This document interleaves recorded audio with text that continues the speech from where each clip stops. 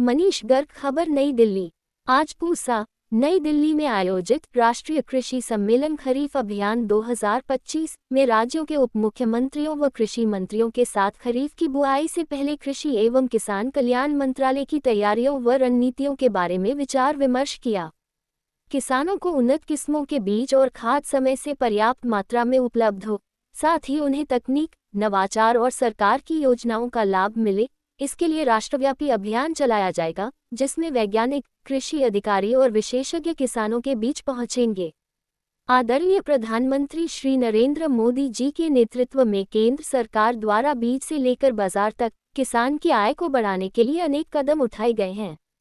अन्नदाता किसानों के जीवन में खुशहाली लाने और उन्हें समृद्ध, सशक्त व आत्मनिर्भर बनाने के लिए हम प्रतिबद्ध हैं। क्षेत्रफल था 40.73 मिलियन हेक्टर, जो 24-25 में बढ़ के 43.42 मिलियन हेक्टर हो गया। उत्पादन भी धान का 23-24 में था 113.26 मिलियन टन, जो खरीफ 24-25 में बढ़ के 120.68 मिलियन टन हो गया।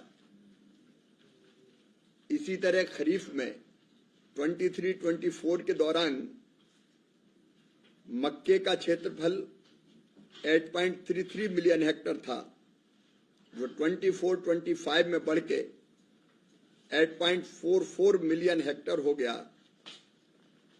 और मक्के का उत्पादन भी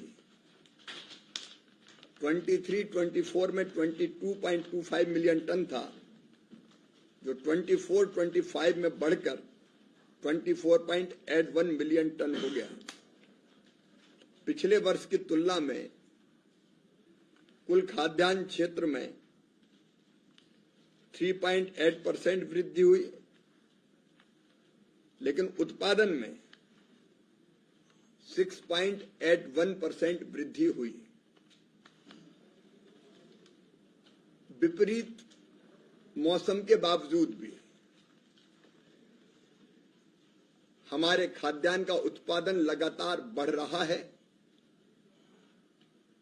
रबी का भी जो द्वितीय अनुमान है वो बहुत आशाजनक है, और ये इसलिए हुआ कि आईसीआर के हमारे वैज्ञानिकों ने कई नई जलवायु अनुकूल किस्में बनाकर रिलीज की है। राज्यों ने भी बहुत बेहतर ढंग से खेती में उत्पादन बढ़ाने का प्रयास किया है। सभी राज्यों ने, मैं सभी राज्यों को बधाई देता हूं और हमारे किसानों की मेहनत को प्रणाम करता हूं। आगे आने वाले खरीफ के मौसम में हम नई किस्मों के बीज ठीक ढंग से किसानों के पास पहुंचा पाए। हमने व्यापक पैमाने पर अच्छे बीज के बारे में चर्चा की है, और एक कार्यक्रम आज हम लोगों ने बनाया है जिसके बारे में विस्तार से मैं बाद में बताऊंगा। लेकिन एक विसंगति है कि लैब में हमारे साइंटिस्ट शोध करते हैं और खेत में किसान काम करता है, लेकिन लैब टू लैंड वैज्ञानिक और किसान साथ मिलकर काम करें, इसकी बड़ी आवश्यकता है। मुझे कहते हुए प्रसन्नता है, हमारे पास आईसीआर के, कृषि विज्ञान केंद्र के, एग्रीकल्चर यूनिवर्सिटीज के कुल मिला के 16,000 साइंटिस्ट हैं। हमारे पास साइंटिस्ट हैं जो रिसर्च करते हैं, शोध करते हैं, लेकिन ये रिसर्च किसानों तक ठीक ढंग से पहुंचे, इसकी प्रभावी व्यवस्था में कमी है। और इसलिए इस बार तय किया है कि खरीफ की फसल के लिए ही खरीफ की बोनी 15 जून के बाद प्रारंभ होती है हमारे यहाँ, मानसून के बाद आमतौर पर। हमारे ये सारे वैज्ञानिक, इनकी 4 वैज्ञानिकों की एक टीम बनाएंगे। इनके साथ राज्य के कृषि विभाग का अमला जुड़ेगा, केंद्र सरकार के कृषि विभाग के साथी भी जुड़ेंगे, प्रगतिशील किसान जुड़ेंगे, और ये 15 दिन के लिए खरीफ की फसल में उत्पादन कैसे बढ़े, अच्छा बीज, बेस्ट प्रैक्टिस, उनको कैसे लागू करें, इसके बारे में किसानों से संवाद करेंगे। एक दिन में 3 स्थानों पर एक टीम जाएगी और किसानों से सार्थक संवाद करेगी, जिसमें अच्छे बीज के बारे में, कृषि पद्धतियों के बारे में, जलवायु के अनुकूल कौन सी किस्म बोनी चाहिए, कौन सी फसल लेनी चाहिए, इन सब के बारे में विस्तार से चर्चा करके किसानों को ये दिशा देने का काम करेंगे। और किसान मेहनत करके खरीफ के उत्पादन को और बढ़ाने में सफल होंगे। इसका विस्तार से कार्यक्रम हम लोग बाद में जारी करेंगे, लेकिन वैज्ञानिक और किसान एक साथ कृषि विभाग के साथ मिलकर काम करेंगे, ये फैसला किया है। जहां तक खरीफ में बीज का सवाल है, बीज की आवश्यकता है 164.24 लाख क्विंटल, और हमारे पास पर्याप्त बीज है 178.48 लाख क्विंटल। ये सभी राज्यों ने जो मांग की है उसके आधार पर हम ये उन्नत बीज उपलब्ध करवा पाएंगे। खुशी की बात यह कि सीड रिप्लेसमेंट की दर अब लगातार बढ़ रही है। पहले किसान परंपरागत बीज बोते रहते थे, लेकिन अब जरूरी है कि 10 साल अगर हो जाते हैं तो बीज में वो गुणवत्ता नहीं रहती, इसलिए 10 साल के पहले सीड बदल देना चाहिए। वो बदलने की प्रवृत्ति अब तेजी से बढ़ रही है, उसके लिए भी मैं राज्यों को बधाई देता हूं।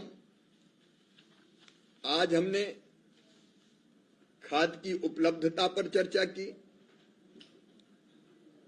और मुझे कहते हुए संतोष है कि देश के किसानों के लिए यूरिया, डीएपी, एनपीके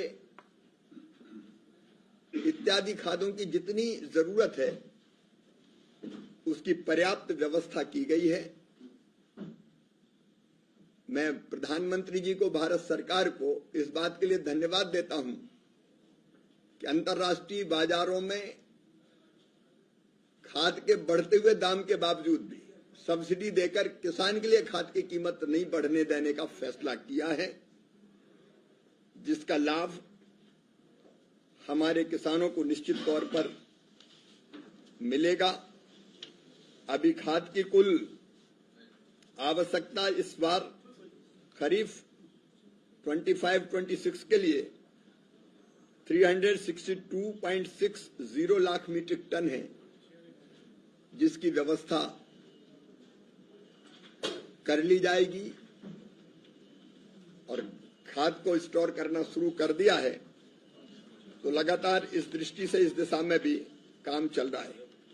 एक विषय जिसकी हमने चर्चा की, अच्छे बीज की उपलब्धता। बीज उपलब्ध है, लेकिन कई बार बीज की गुणवत्ता के बारे में सवाल आते हैं। कई बार कोई निजी कंपनी बीज देती है, लेकिन बेहतर अंकुरण नहीं होता, किस्म उतनी अच्छी नहीं निकलती। इसलिए फिर से सीड एक्ट पर विचार करने की सलाह भी सबने दी है, ताकि अगर कोई कंपनी खराब बीज किसानों को दे, बीज हो या दवाइयां हो, तो फिर कार्रवाई कड़ी की जा सके और क्या क्या प्रावधान होने चाहिए उसके बारे में विचार विमर्श किया जाएगा। और सीड को हम ट्रेस करेंगे कि आया कहां से। ट्रेसेबिलिटी का एक सिस्टम बना रहे सारथी पोर्टल पर, जिससे हमने राज्यों को जुड़ने की अपील की है, ताकि किसान को ये पता रहे कि ये बीज है तो बीज किस किसान ने उगाया, किस खेत में उगा और कैसे बन के उनके पास आया, ताकि बीज के मामले में धोखा ना हो सके किसान को। दलहन मिशन, क्योंकि हमारे यहाँ गेहूं, चावल, मक्का पर्याप्त मात्रा में हो रहा है, लेकिन दलहन की और तिलहन की अभी कमी है और इसलिए हमको दालें और तेल आयात करना पड़ता है। तो भारत सरकार ने जो दलहन मिशन शुरू किया है उसको इम्प्लीमेंट करने की बात हुई है ठीक ढंग से। जो 100 कम उत्पादन वाले जिले हैं तुलनात्मक रूप से, वहां उत्पादन कैसे बढ़े इस पर भी हम चर्चा करने वाले हैं, और ऑयल सीड्स का, तिलहन का उत्पादन कैसे बढ़े उस पर भी हम लोग सब विचार विमर्श कर रहे हैं। एक और प्रमुख विषय है अत्यधिक केमिकल फर्टिलाइजर के उपयोग के कारण कई जगह जमीन की सेहत भी बिगड़ रही है, और इसलिए धीरे धीरे प्राकृतिक खेती का प्रारंभ भी करना पड़ेगा, नेचुरल फार्मिंग। उसके लिए एक प्राकृतिक कृषि मिशन भारत सरकार ने बनाया है। ये जबरदस्ती नहीं, कन्वेंस करके किसान के जमीन के एक टुकड़े पर, अगर 5 एकड़ जमीन है तो 1 एकड़ पर करे, और जो किसान तैयार हो, क्योंकि कई जगह प्राकृतिक खेती के जो प्रयोग हुए वो बहुत सफल हुए, उत्पादन घटता भी नहीं है, गुणवत्ता बढ़ती है और जमीन का स्वास्थ्य सुधरता है। और इसलिए मुझे बताते हुए प्रसन्नता है कि 33 राज्यों का एनुअल एक्शन प्लान प्राकृतिक खेती के लिए आ गया है, जिसमें 7.78 लाख हेक्टेयर में 15,560 क्लस्टर बनाए जाएंगे और 10,000 BRC बायो रिसोर्सेज सेंटर, जो जीवामृत, बीजामृत, घन जीवामृत जो लगेगा उसके सेंटर बनाए जाएंगे, और 16 प्राकृतिक खेती के केंद्र बनाए की पहचान की गई है, और 3,100 वैज्ञानिकों को, फार्मर्स को मास्टर ट्रेनिंग के रूप में ट्रेंड कर लिया गया है, जो ट्रेनिंग देंगे किसानों को जाके। और जो हमारा लक्ष्य है कि कम से कम 18 लाख किसान प्राकृतिक खेती की शुरुआत करे और 1 करोड़ किसानों को प्राकृतिक खेती के बारे में हम सेंसिटाइज करें, उस दिशा में भी तेजी से काम हो रहा है। मुझे ये बताते हुए प्रसन्नता है कि ये बैठक बहुत गंभीरता से हुई है, और हम लोगों ने यह भी तय किया है कि अब रबी के लिए जब हम विचार करेंगे, क्योंकि साल में 2 बैठक ऐसी होगी, एक खरीफ के लिए और एक रबी के लिए, तो एक दिन की नहीं, अब 2 दिन की बैठक होगी। एक दिन अधिकारीगण पूरी चर्चा करेंगे और दूसरे दिन कृषि मंत्री आके उसको अंतिम रूप देंगे। राज्य का विषय है कृषि, लेकिन केंद्र भरपूर सहयोग करता है ताकि भविष्य की हमारी खाद्य आवश्यकताओं को हम पूरा कर सकें। हमारी ड्यूटी है कि हम 145 करोड़ भारतवासियों को खाद्यान्न, फल, सब्जी, पोषक आहार, अनाज, इसकी आपूर्ति तो कर ही पाए, लेकिन भारत को फूड बास्केट ऑफ वर्ल्ड बना पाए, उस दिशा में हमारे किसान, हमारे वैज्ञानिक, हमारे कृषि विभाग का अमला, हमारे राज्य और केंद्र दोनों सरकारें मिलकर बहुत बेहतर काम कर रही है। हमने धन्यवाद दिया है प्रधानमंत्री जी को एक बात के लिए कि जो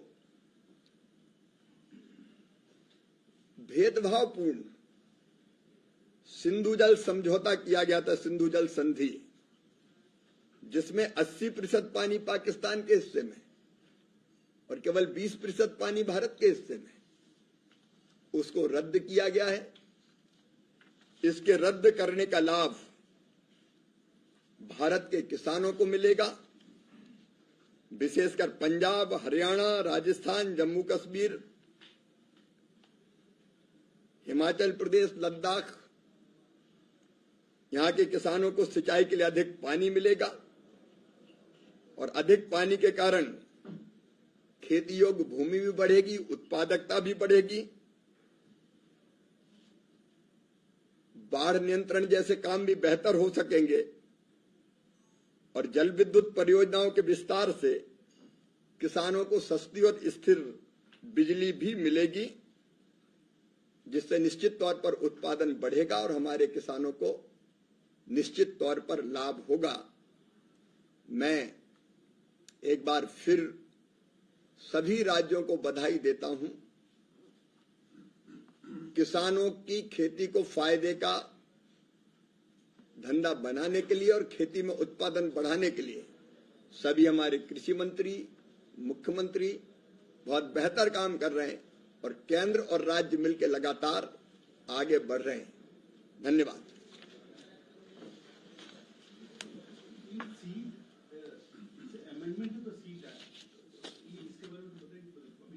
अभी चर्चा चल रही है उस पर और राय ये बनी है, उसमें और संशोधन की आवश्यकता है। जो आवश्यकता है उस पर चर्चा करेंगे।